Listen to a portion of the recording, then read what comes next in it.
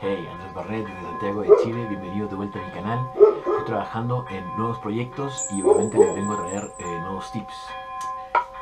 Ahora estoy trabajando en una tabla de estas para cortar en madera de nogal con un bowl y se acuerdan que les dije lo fácil que era trabajar, ¿cierto?, el grano del final con el cepillo Blockplane.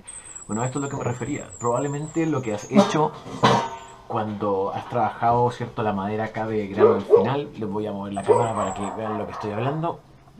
Lo que probablemente hiciste fue que te pusiste a lijar, ¿cierto? Y van a ver que esta parte que está con un corte grueso, con el block plane, es mucho más rápido. Uno, produce menos polvo y en verdad queda una superficie, pero baby as smooth. Así que para que vean cómo funciona el ángulo bajo que tiene el block plane.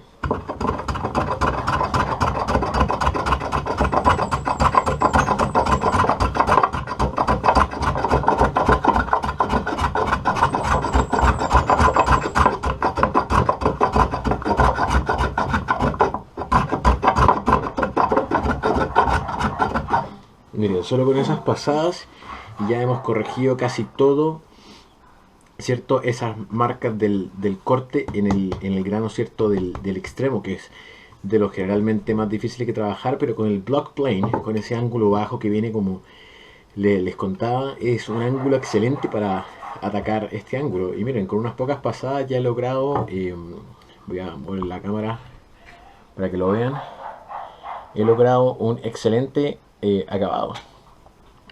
Entonces, el truco es la herramienta apropiada para el trabajo de pepeado. Eso te hará la vida mucho más fácil.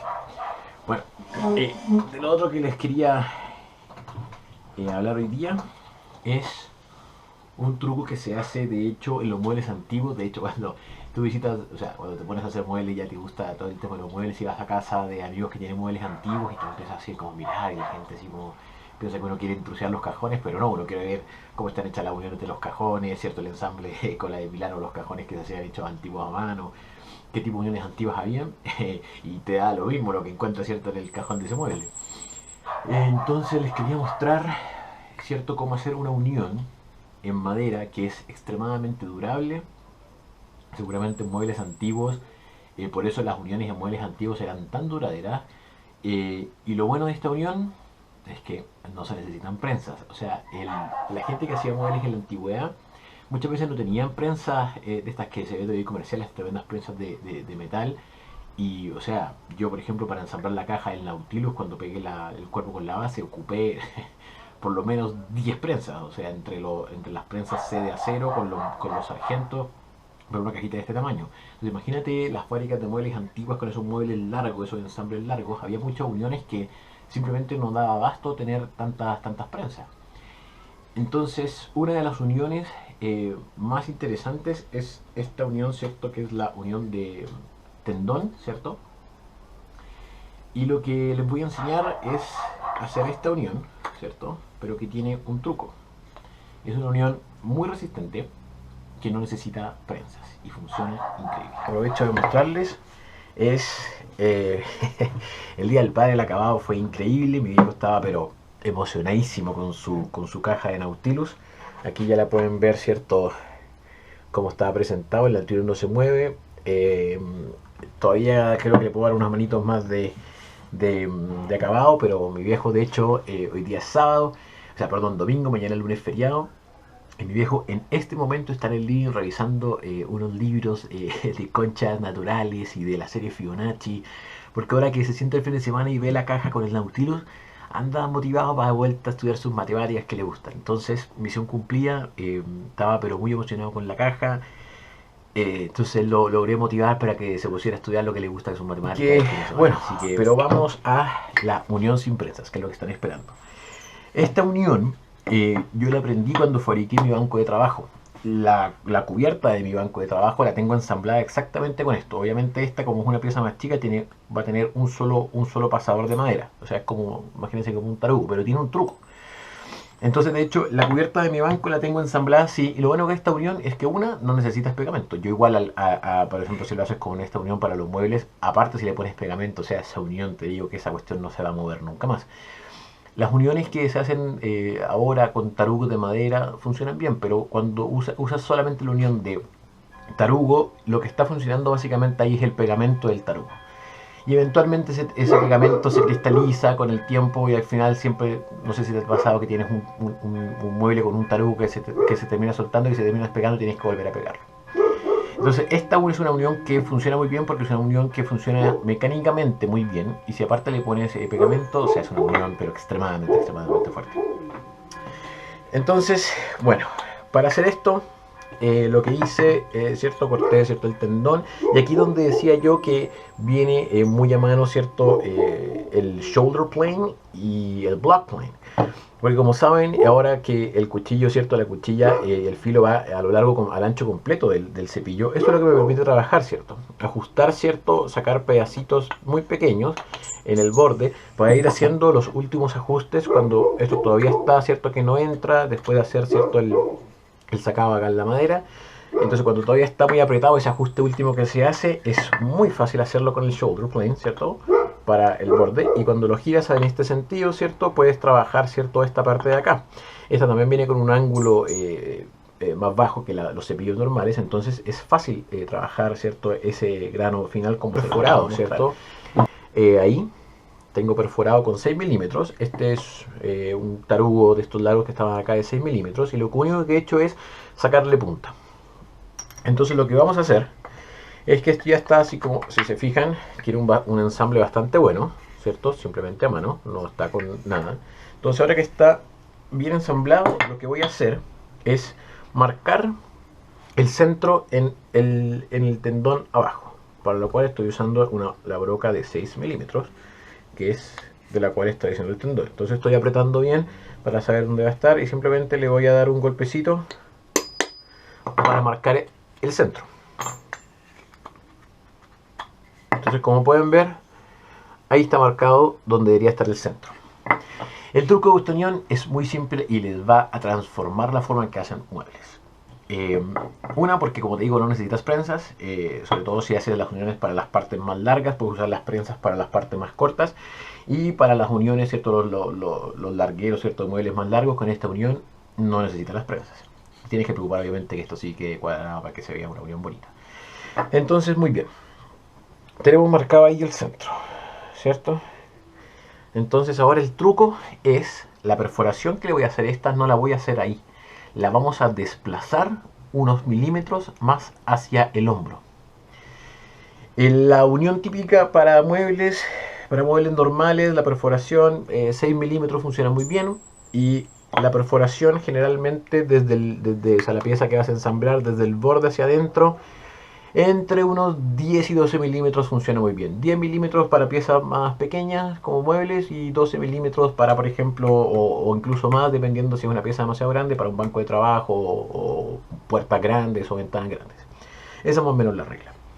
Y obviamente el pin de madera para muebles chicos como este, lo mismo, 6 milímetros funciona bien. Y para ya piezas más grandes, por ejemplo como mi banco, los hice de 10 milímetros. O sea, los tarugos, los pasadores los hice de 10 milímetros en roble. Entonces lo que van a ver es que al desfasar, ¿cierto? La perforación hacia el hombro unos pocos milímetros y que tenga esto punta, lo vamos a hincar y esa pequeña punta va a permitir que la punta pueda pasar por la perforación que está desfasada. Y lo que eso va a hacer es que el tarugo se va a doblar y va a llevar y va a empujar, ¿cierto? Esta pieza hacia este lado y la va a mantener ahí apretada. Y eso es lo bueno, eso es lo que hace que no necesiten las prensas. Y eso se va a mantener ahí forever. Una vez que lo ensamblemos, la vamos a cortar por la mitad y les voy a mostrar cómo queda y van a ver cómo se curva el tarugo o el pasador. Si el desfase lo haces muy grande, lo más probable es que esto se quiebre. Entonces, el desfase es 2 a 3 milímetros, dependiendo de la pieza. 3 milímetros funciona muy bien, pero más de 3 milímetros no lo recomiendo. Y 2 milímetros si es que la pieza es una pieza pequeña, que sabes que la madera es una madera más blanda, no tiene problema. Si son maderas más duras, esto en verdad es pino, esto es roble, recomiendo 3 milímetros. Y eso es lo que vamos a hacer ahora, lo vamos a hacer con un desfase de 3 milímetros. Entonces simplemente voy a marcar acá, ¿cierto? 3 milímetros, o quizá un poquito menos, ahí hay 3, vamos a ver quizás 2,5, ahí. Entonces ahí marqué, ¿cierto? Ahí marqué el desfase. Entonces ese es donde marcó la broca y estoy tirando más hacia el hombro del, ¿cierto?, de la pieza a la que vamos a ensamblar. Y ahí es donde vamos a taladrar con el mismo diámetro del pasador. En este caso, 6 milímetros.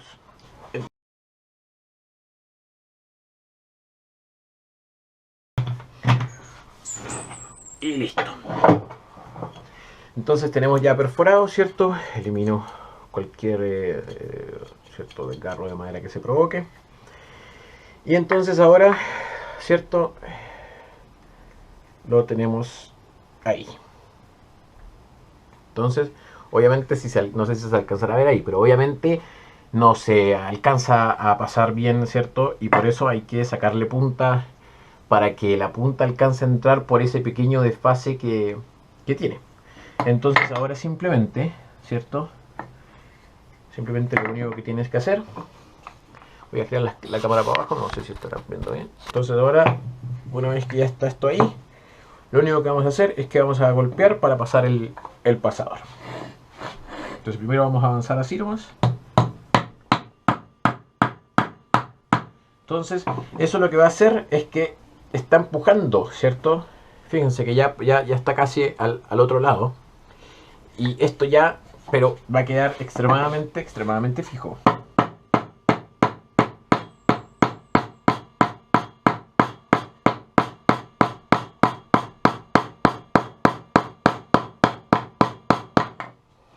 Y ahí ya estamos. Ya, aquí se rompió un poco, ¿cierto? La punta, porque la punta es más, obviamente, más delgada. Pero, como es igual, lo vamos a cortar.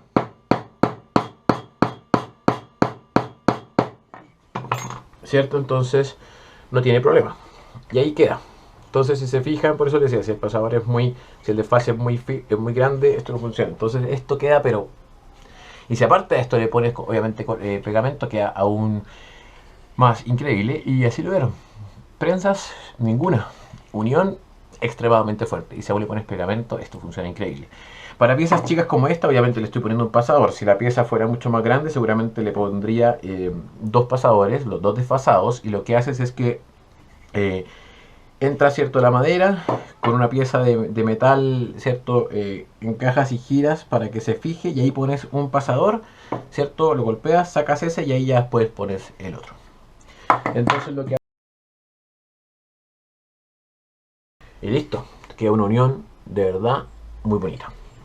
Entonces lo que vamos a hacer ahora es, vamos a cortar esta junta a la mitad para que puedan ver cómo se llama, cómo está ese tarugo.